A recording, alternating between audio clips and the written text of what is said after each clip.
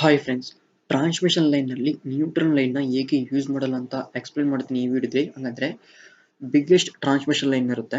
So ಆ transmission ಲೈನ್ನಲ್ಲಿ RYB 3 face with ಒಂದು earth wire ಅಥವಾ ಗ್ರೌಂಡ್ ವೈರ್ ಮೇಲ್ಗಡೆ ಟ್ರಾನ್ಸ್ಮಿಟ್ ಮಾಡ್ತಾ ಇರ್ತಾರೆ. ದಟ್ ಮೀನ್ಸ್ ಈ ರೀತಿ ಅಲ್ವಾ ಫ್ರೆಂಡ್ಸ್, ತ್ರೀ ಲೈನ್ ಹೋಯ್ತಾ ಇರುತ್ತೆ ಮತ್ತೆ ಒಂದು ಅರ್ತ್ ವೈರ್ ಹೋಯ್ತಾ ಇರುತ್ತೆ. ಸೊ ನ್ಯೂಟ್ರಲ್ ಲೈನಲ್ಲಿ ಟ್ರಾನ್ಸ್ಮಿಷನ್ ಮಾಡಲ್ಲ. ಸೊ ಈ ಟ್ರಾನ್ಸ್ಮಿಷನ್ ಲೈನ್ನಲ್ಲಿ ದಟ್ ಮೀನ್ಸ್ ಈ ಟ್ರಾನ್ಸ್ಮಿಷನ್ ಟವರ್ನಲ್ಲಿ ನ್ಯೂಟ್ರಲ್ ಲೈನ್ನ ಟ್ರಾನ್ಸ್ಮಿಟ್ ಮಾಡಲ್ಲ. ಏಕೆ ಅಂತ ಈ ವಿಡಿಯೋದಲ್ಲಿ ಎಕ್ಸ್ಪ್ಲೇನ್ ಮಾಡ್ತೀನಿ. ಸೊ ಈ ವಿಡಿಯೋ ಸ್ಕಿಪ್ ಮಾಡಿದ್ರೆ ಲಾಸ್ಟ್ ಗಂಟ ಫುಲ್ ಆಗಿ ನೋಡಿ, ನಿಮಗೆ ಇಂಟ್ರೆಸ್ಟಿಂಗ್ ಆಗಿರುತ್ತೆ friends. So first of all, ಏಕೆ ಟ್ರಾನ್ಸ್ಮಿಷನ್ ಲೈನ್ನಲ್ಲಿ ನ್ಯೂಟ್ರಲ್ ಲೈನ್ನ ಟ್ರಾನ್ಸ್ಮಿಟ್ ಮಾಡಲ್ಲ ಅಂತ ನೋಡೋಕ್ಕಿಂತ ಮುಂಚೆ ನ್ಯೂಟ್ರಲ್ ಅಂದ್ರೆ ಏನಂತ ತಿಳ್ಕೊಳ್ಳೋಣ. ಸೊ ಈ ನ್ಯೂಟ್ರಲ್ ಬಂದು ಎಲ್ಲಿ ಜನರೇಟ್ ಆಗುತ್ತೆ ಅಂದ್ರೆ ಜನರೇಟಿಂಗ್ ಸ್ಟೇಷನ್ ಮತ್ತೆ ಡಿಸ್ಟ್ರಿಬ್ಯೂಷನ್ ಟ್ರಾನ್ಸ್ಫಾರ್ಮರ್ ಇರುತ್ತಲ್ಲ, ಅಲ್ಲಿ ಜನರೇಟ್ ಆಗುತ್ತೆ, ಅಥವಾ ಕನ್ಸ್ಯೂಮರ್ ಸೈಡ್ ನಲ್ಲಿ ಜನರೇಟ್ ಆಗುತ್ತೆ ಈ ನ್ಯೂಟ್ರಲ್. ಸೊ ಈ ನ್ಯೂಟ್ರಲ್ ಬಂದು ಸಿಂಗಲ್ ಫೇಸ್ ಮತ್ತೆ 3 ಫೇಸ್ ಸಿಸ್ಟಮ್ ನಲ್ಲಿ ಯೂಸ್ ಮಾಡ್ತಾರೆ.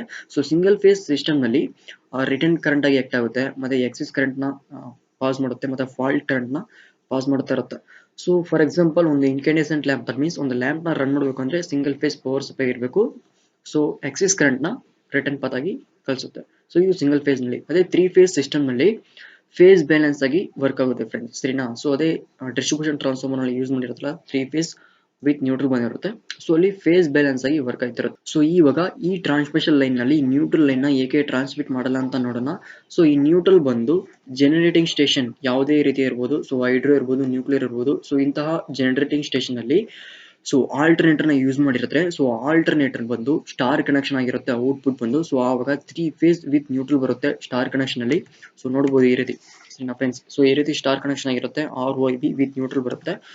ಸೊ ಈ ರೀತಿ ಜನರೇಟ್ ಆಗುತ್ತೆ. ಸೊ ಆ ಜನರೇಟ್ ಆಗುವಂತ ಪವರ್ ನ ಸ್ಟೆಪ್ ಅಪ್ ಮಾಡ್ತಾರೆ. ಸೊ ಪವರ್ ಟ್ರಾನ್ಸ್ಫಾರ್ಮರ್ ನ ಯೂಸ್ ಮಾಡಿ, ದಟ್ ಮೀನ್ಸ್ ಈ ರೀತಿ ಪವರ್ ಟ್ರಾನ್ಸ್ಫಾರ್ಮರ್ ನ ಯೂಸ್ ಮಾಡಿ ಸ್ಟೆಪ್ ಅಪ್ ಮಾಡ್ತಾರೆ. ಸೊ ಆವಾಗ ಕರೆಂಟ್ ಬಂದು ಕಮ್ಮಿ ಆಗುತ್ತೆ, ಸೊ ವೋಲ್ಟೇಜ್ ಬಂದು ಇನ್ಕ್ರೀಸ್ ಆಗುತ್ತೆ.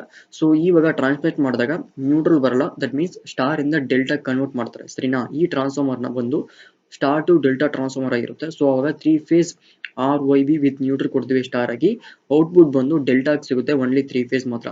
ಸೊ ಈ ರೀತಿ ಸಿಕ್ಕಿದಾಗ ನಾವು ಆ ಪವರ್ ನ, ದಟ್ ಮೀನ್ಸ್ ಆ ಪವರ್ ನ ಟ್ರಾನ್ಸ್ಮಿಟ್ ಮಾಡ್ತೀವಿ. ಸೊ ಟ್ರಾನ್ಸ್ಮಿಟ್ ಮಾಡಿದಾಗ RYB ಮಾತ್ರ ಹೋಯ್ತಾ ಇರುತ್ತೆ, ನ್ಯೂಟ್ರಲ್ ಬರಲ್ಲ, ಸರಿನಾ, ಈ ರೀತಿ ಟ್ರಾನ್ಸ್ಮಿಷನ್ ಲೈನ್ ಅಲ್ಲಿ. ಸೊ ಸೆಕೆಂಡ್ ರೀಸನ್ ಏನಪ್ಪಾ ಅಂದ್ರೆ ಯೂಸೇಜ್ ಆಫ್ ನ್ಯೂಟ್ರಲ್. ಸೊ ಈ ಟ್ರಾನ್ಸ್ಮಿಷನ್ ಲೈನ್, ಸೊ ಈ ಟ್ರಾನ್ಸ್ಮಿಷನ್ ಜನರೇಟಿಂಗ್ ಸ್ಟೇಷನ್ ಇಂದ ಹಿಡಿದು ಮತ್ತೆ ಡಿಸ್ಟ್ರಿಬ್ಯೂಷನ್ ಸಬ್ಸ್ಟೇಷನ್ ಗಂಟ ಬರೋ ಗಂಟನು ಈ ನ್ಯೂಟ್ರಲ್ ಲೈನ್ ಎಲ್ಲಿ ಬೇಕಾಗುತ್ತೆ ಅಂತ ನೀವೇ ಯೋಚನೆ ಮಾಡಿ ನೋಡಿ. ಸೊ ಎಲ್ಲೂ ಬೇಕಾಗಿಲ್ಲ ಫ್ರೆಂಡ್ಸ್, ನ್ಯೂಟ್ರಲ್ ಲೈನ್ ಬಂದು ಎಲ್ಲೂ ಬೇಕಾಗಿಲ್ಲ. ಓನ್ಲಿ ಅರ್ತ್ ಮತ್ತೆ ಗ್ರೌಂಡ್ ವೈರ್ ಮಾತ್ರ, ಅರ್ತ್ ಅಥವಾ ಗ್ರೌಂಡ್ ವೈರ್. ಸೊ ಏಕೆ ಅಂತ ಎಕ್ಸ್ಪ್ಲೇನ್ ಮಾಡಿದ್ನಿ ಆಲ್ರೆಡಿ.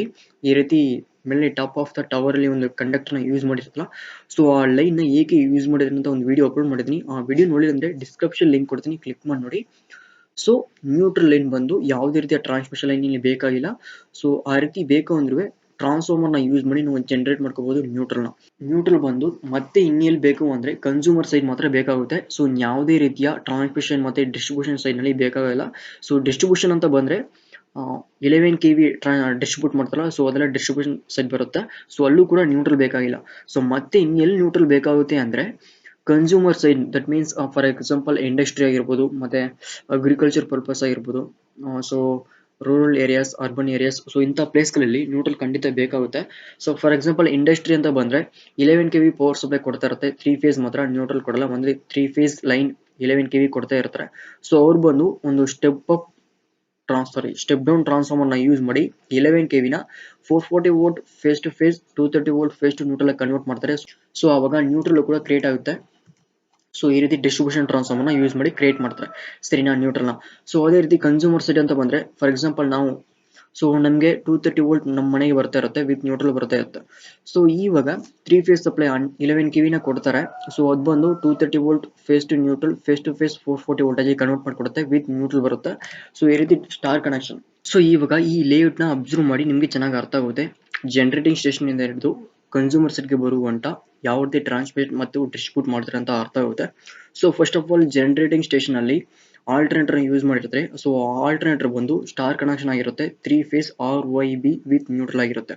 ಸೊ ಜನರೇಟ್ ಮಾಡಿದಂಥ ಪವರ್ನ ಸ್ಟೆಪ್ ಅಪ್ ಟ್ರಾನ್ಸ್ಫಾರ್ಮರ್ನ ಯೂಸ್ ಮಾಡಿ ಸ್ಟೆಪ್ ಅಪ್ ಮಾಡ್ತಾರೆ. ಫಾರ್ ಎಕ್ಸಾಂಪಲ್ 11 ಕೆವಿ ನಲ್ಲಿ ಪವರ್ನ ಜನರೇಟ್ ಮಾಡಿದ್ರೆ ಸೊ ಅದನ್ನ 440 ವೋಲ್ಟೇಜ್ಗೆ ಸ್ಟೆಪ್ ಅಪ್ ಮಾಡ್ತಾರೆ. 3 ಫೇಸ್ RYB ವಿತ್ ನ್ಯೂಟ್ರಲ್ ಕೊಟ್ಟಿರ್ತೀವಿ, ಯಾಕೆಂದ್ರೆ ಜನರೇಟ್ ಆಗಿರುವಂತಹ ಪವರ್ ಸ್ಟಾರ್. ಸೊ ಅದನ್ನ ಡೆಲ್ಟಾ ಕನ್ವರ್ಟ್ ಮಾಡ್ತೀವಿ. ಸೊ ಡೆಲ್ಟಾ ಕನ್ವರ್ಟ್ ಮಾಡಿದಾಗ ನ್ಯೂಟ್ರಲ್ ಬರಲ್ಲ, ಓನ್ಲಿ 3 ಫೇಸ್ RYB ಮಾತ್ರ ಬರುತ್ತೆ.